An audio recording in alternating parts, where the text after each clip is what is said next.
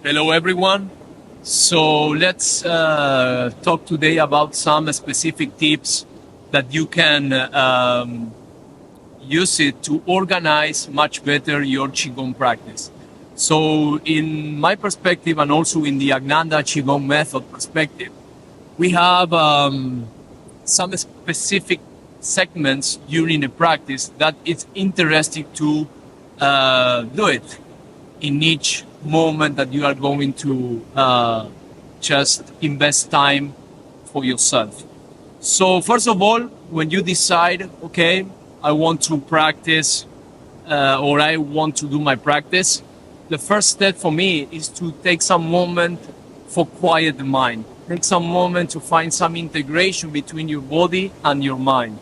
So basically to be present. Then after that is to open the body, is to mobilize some specific joints in order to increase the circulation and start to use that potential that you already have.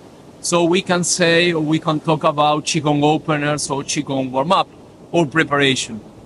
After that preparation and the body is ready, so you can invest some time through your standing practice, just Zanzuan practice or whatever you can call related with the stillness part.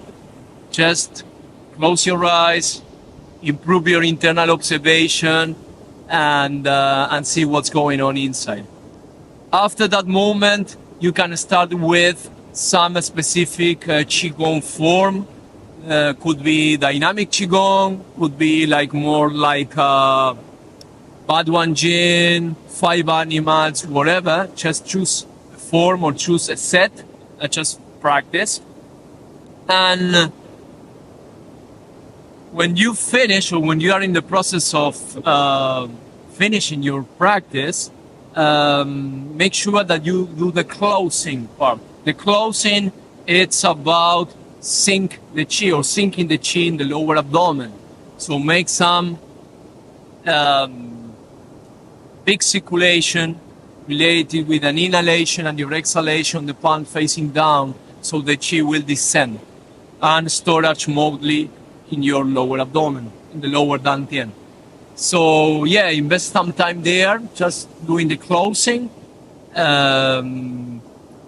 And then you can spend another few minutes in a sitting posture just to observe what's going on, just to receive the feedback of the practice, and that's it.